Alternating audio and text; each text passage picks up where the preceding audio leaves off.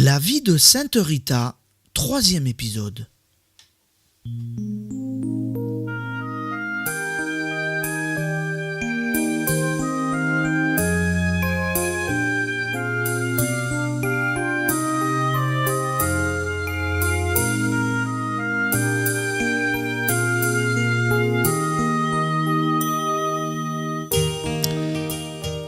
Née en 1831 dans les montagnes d'Ombrie, fille unique d'Antoine et Amata Lotti, Rita, tout enfant, est comblée de grâce. Malgré son désir de se consacrer à la vie religieuse, elle obéit à ses parents et épouse Paul de Ferdinand, un notable de Cassia. Il est dur et violent, mais par ses prières et ses privations, elle espère obtenir de Dieu sa conversion.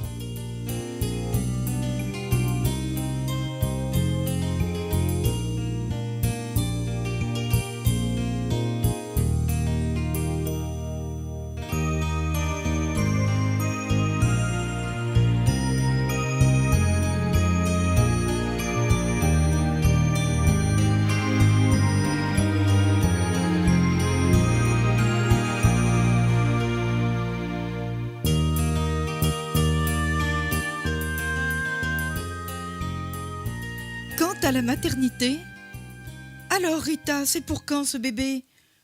Encore 2 mois d'attente. Paul va peut-être s'adoucir quand il sera là. La jeune femme ne relève pas cette réflexion d'une voisine. Alourdie par sa future maternité, fatiguée par les privations qu'elle continue de s'imposer, elle poursuit son chemin vers quelque détresse cachée. Le vent d'été joue avec les herbes folles sur le sentier de montagne où elle s'engage maintenant. Les cimes rocheuses se découpent sur le bleu du ciel. Il fait bon vivre ce matin. C'est vrai, pense Rita. Paul devient moins violent depuis quelque temps. Quand il sent monter la colère, il sort, marche au grand air et revient apaisé. Depuis surtout qu'il espère un fils. Elle ne sait pas que son mari, malgré lui, a fini par s'émouvoir de sa douceur, de sa fermeté dans le devoir. La femme choisie n'a guère pour son charme juvénile uniquement, lui apparaît maintenant avec sa vraie valeur, celle de l'âme.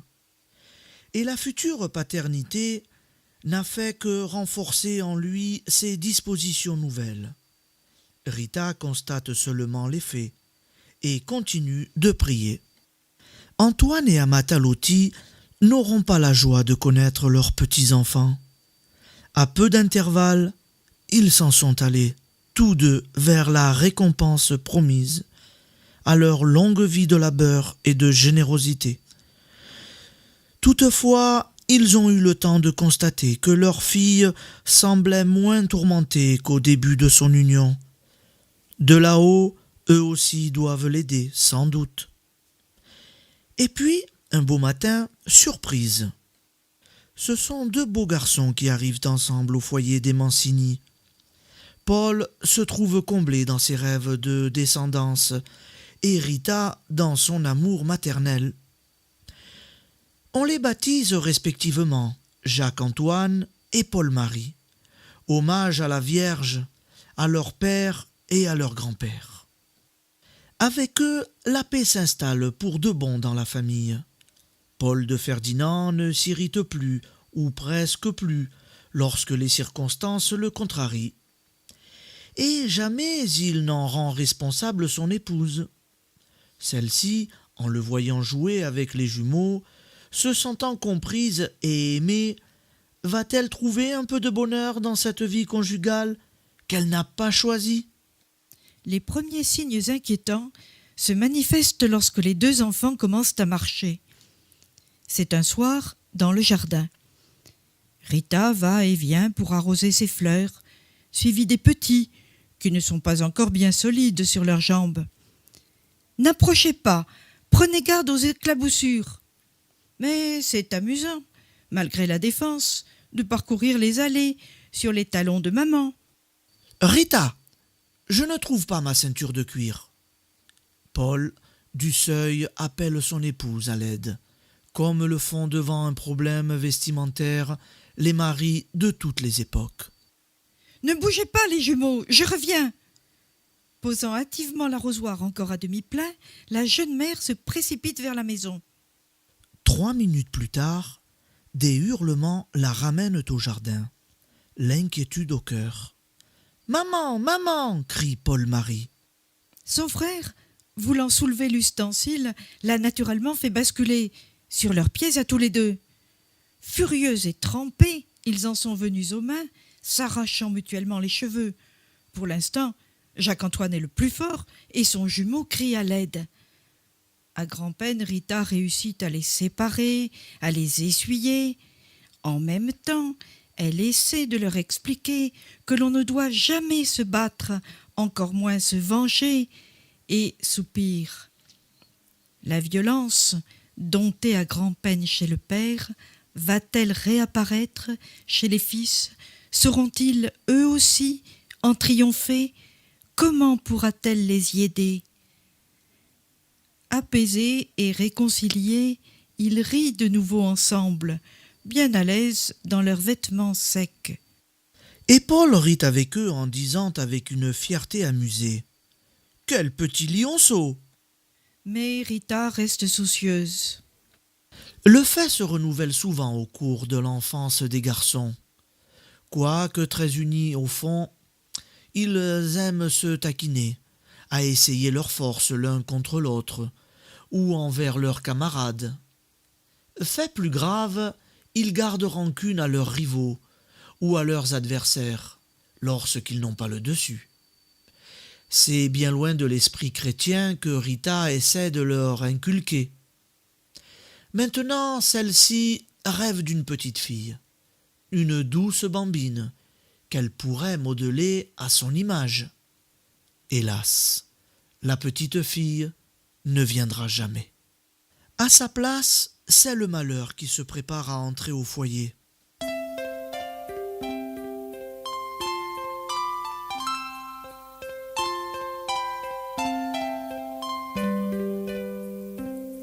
Je fais silence, je pense à toi, mon Dieu, je t'aime, tu es en moi, mon Dieu, je t'aime, tu es en moi. Je veux t'écouter, étendre mes bras, en moi tout se tait pour être avec toi. Je fais silence, je pense à toi, mon Dieu, je t'aime, tu es en moi, mon Dieu, je t'aime, tu es en moi. Je veux te parler de tous mes amis, c'est comme un secret que je te confie.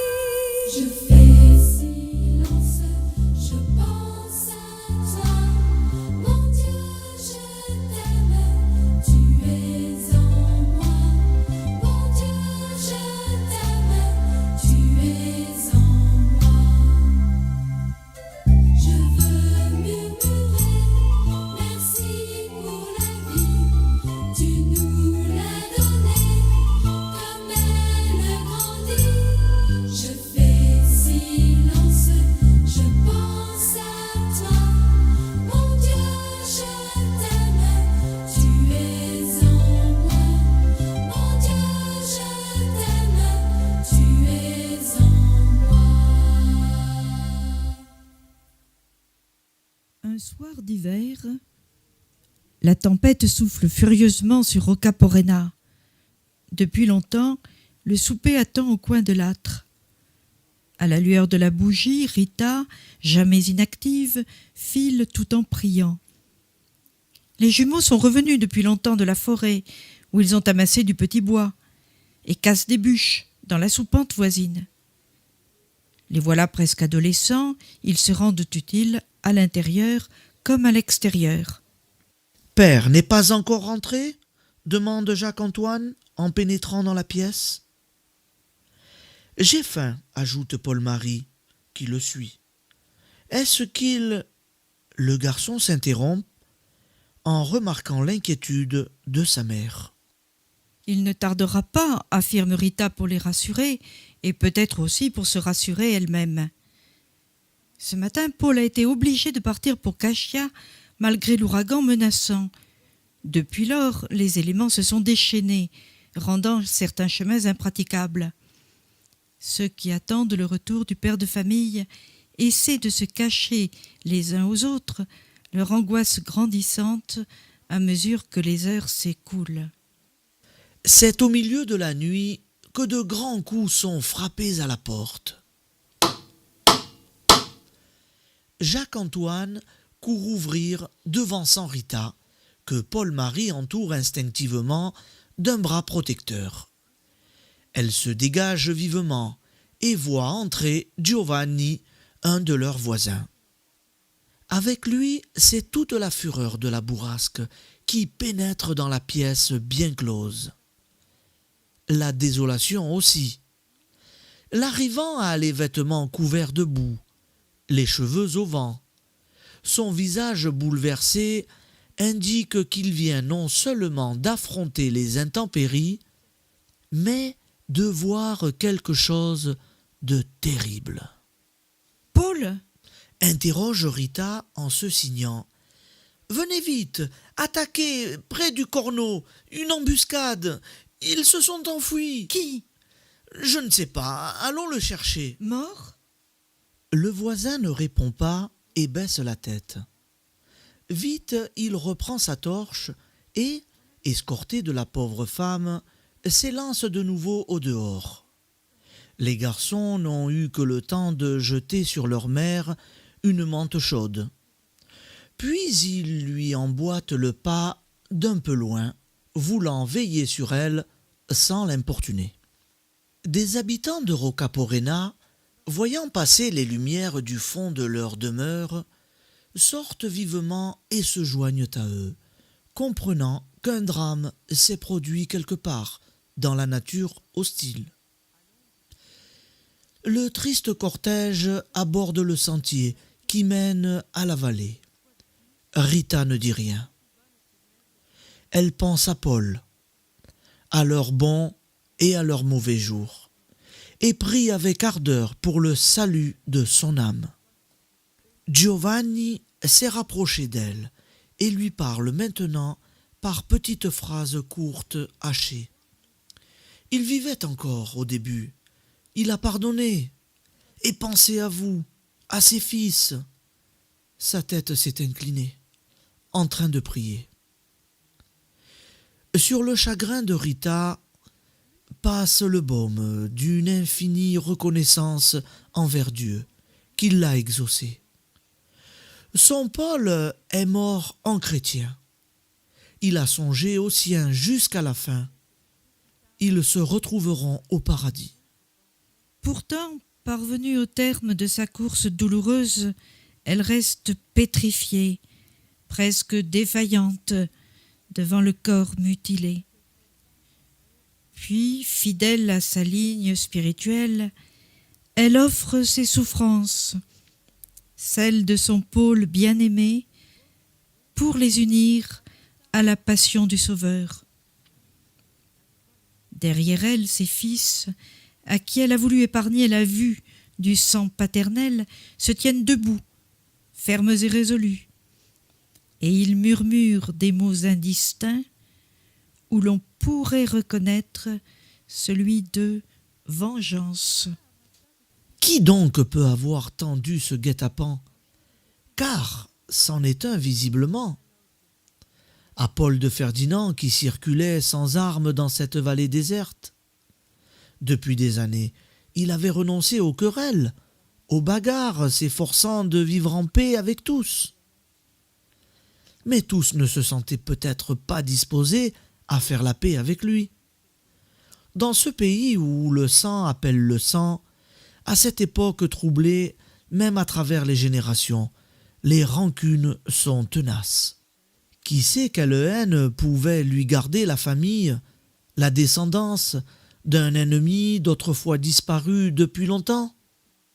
C'est pourquoi Rita sent une inquiétude nouvelle s'ajouter à son chagrin. Ses fils ont repris de leur mieux les tâches paternelles.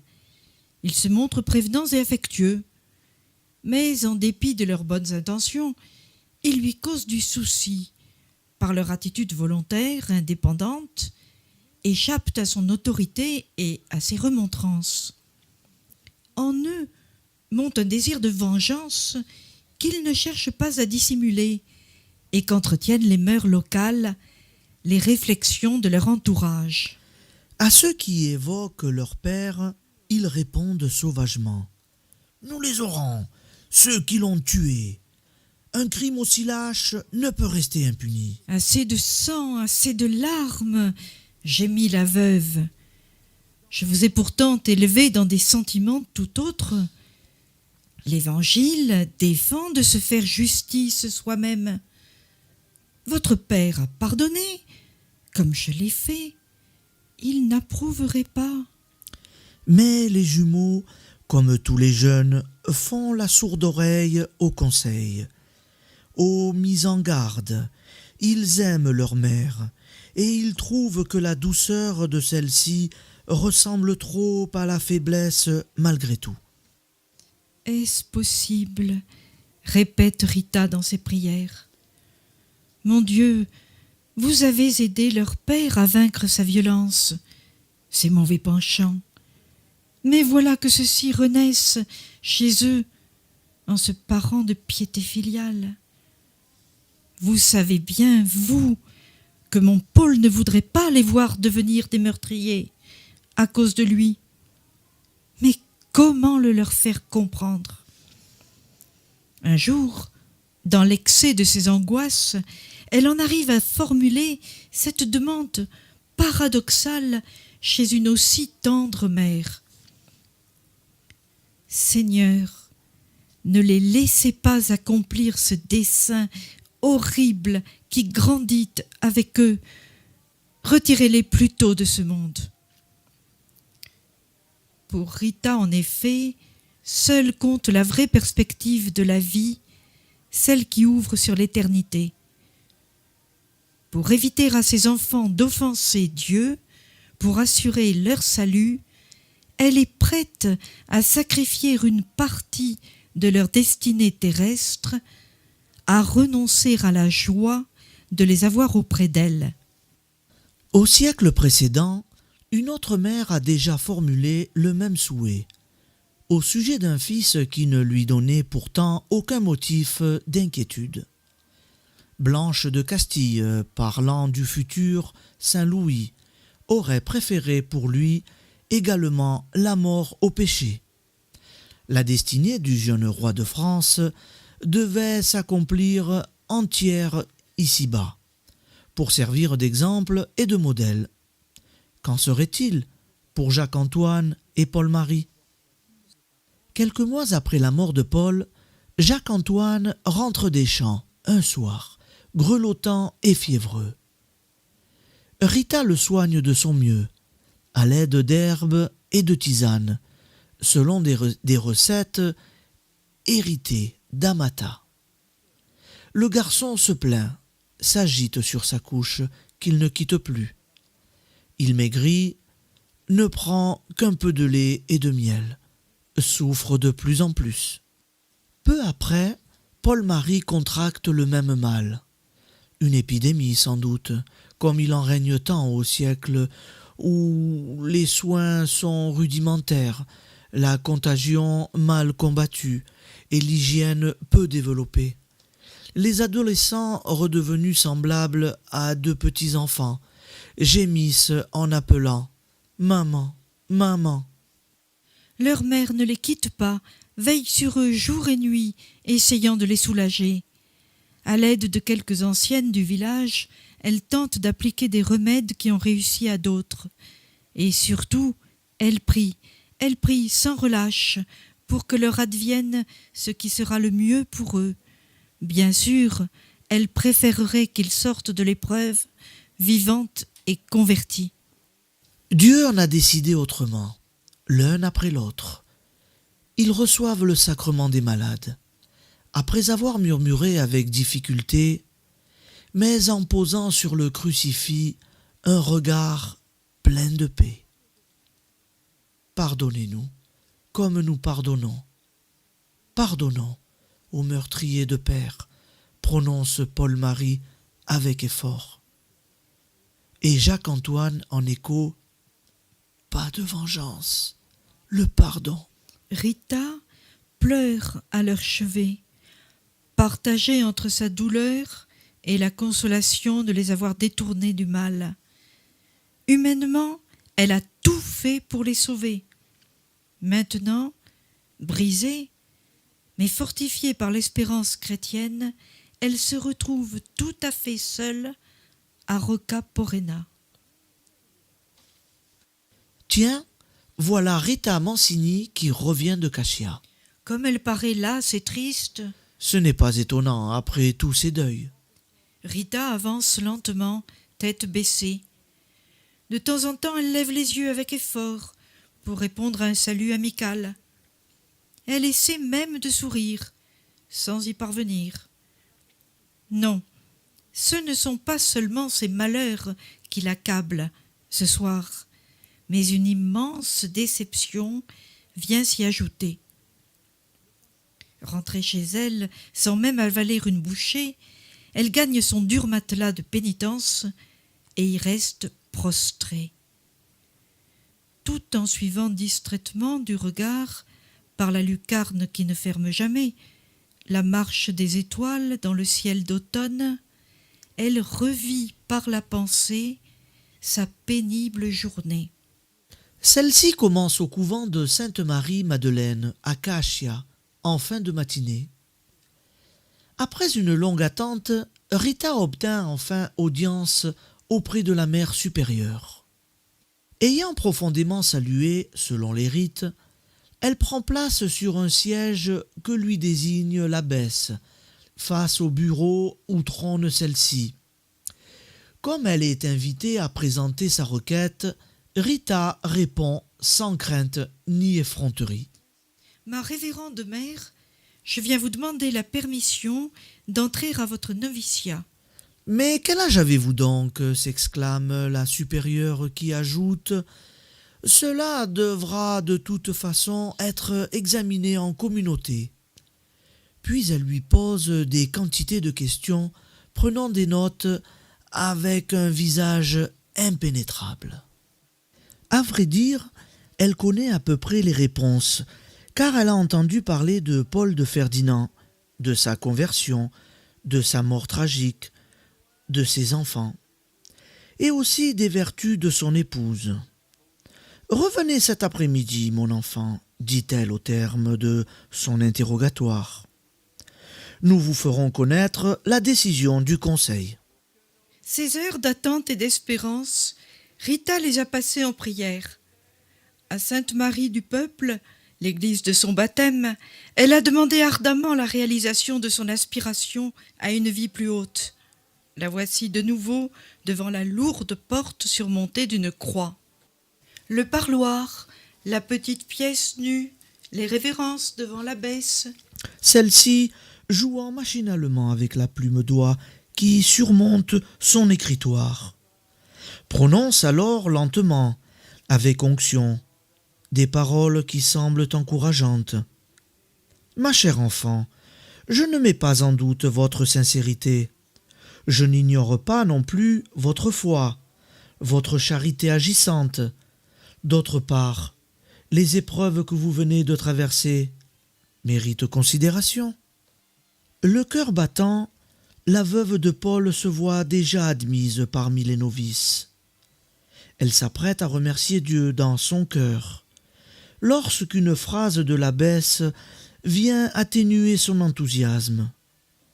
Peut-être s'est-elle réjouie trop tôt. Cependant, vient de dire la digne religieuse. Cependant, cela ne suffit pas. Nous y voilà, pense Rita, soupirant intérieurement. Il va falloir d'autres conditions, des délais, des preuves de ma vocation. Sans doute aussi une enquête des autorités supérieures, que sais-je. Je suis prête à m'incliner, à consentir à tout, à patienter autant qu'il le faudra, pourvu que j'atteigne le but final. Cependant, reprend la mère abbesse, ces tribulations même sont un obstacle à la réalisation de votre vœu. Un obstacle, comment dirais-je, définitif, hélas. La religieuse n'ose pas regarder la jeune femme, tassée sur son siège, et qui retient ses larmes. Elle déteste faire de la peine, malgré son apparence rude. Mais il faut parfois se montrer insensible. Rita ne réalise pas ce qui lui arrive. Elle a du mal comprendre. Toute tremblante, elle ose parler. « Ma mère, vous ne voulez pas dire que jamais... » Vous m'en voyez aussi désolé que vous-même, mon enfant. Ma chère enfant, j'aurais aimé vous accueillir. Mais notre communauté est réservée depuis sa fondation aux jeunes filles.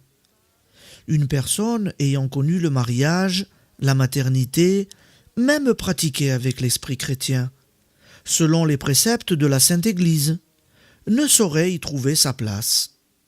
L'assemblée de nos sœurs a été formelle sur ce point.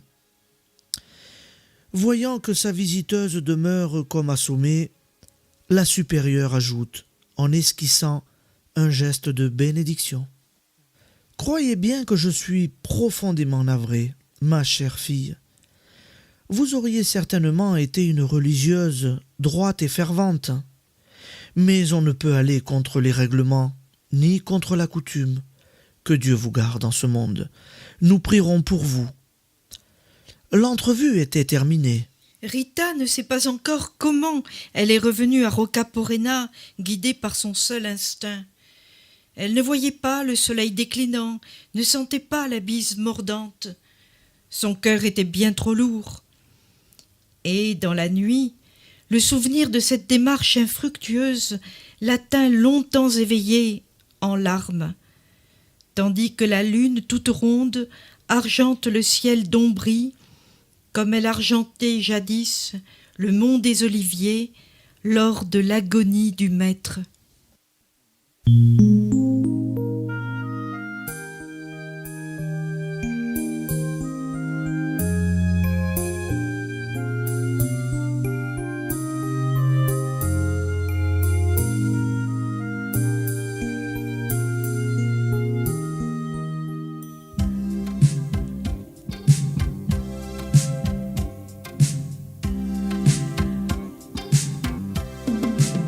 Sainte Rita, épouse souveraine, toi qui connais le malheur et la peine, de tout là-haut, bien loin du fond des cieux, je t'en supplie, pose sur nous tes yeux.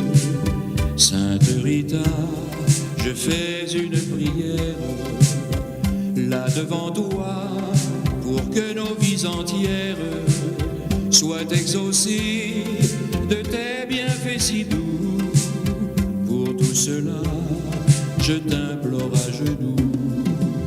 Sainte Rita, toi qui vois la souffrance des innocents qui sortent de l'enfance et la folie des hommes ici-bas, du haut des cieux, ne les condamne pas.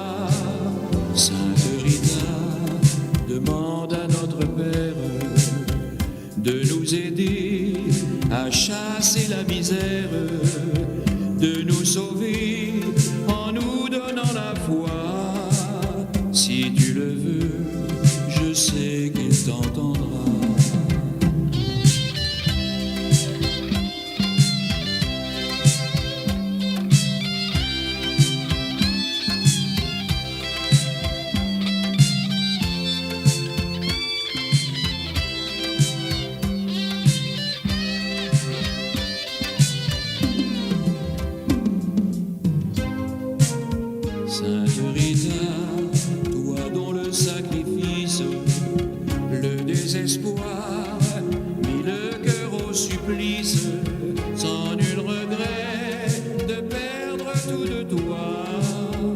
tes chers petits dont tu guidais les pas. Sainte Rita, Madone d'espérance, en te voyant, Jésus dans sa clémence, du haut du ciel, t'a prise par la main, et de ta vie, il refit le chemin. Sainte Rita, il fit de tes nuits noires un paradis, une si belle histoire, des jours si beaux que le monde en pleura, et dans sa gloire, il se pencha vers toi, en te confiant sa couronne d'épines, que tu serras tout contre ta poitrine, dans un grand ciel illuminé de joie.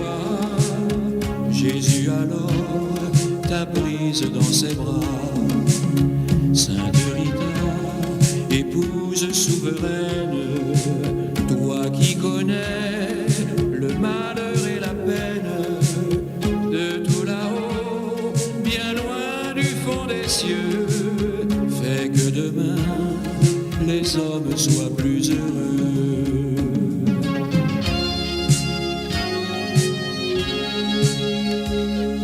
Plus heureux.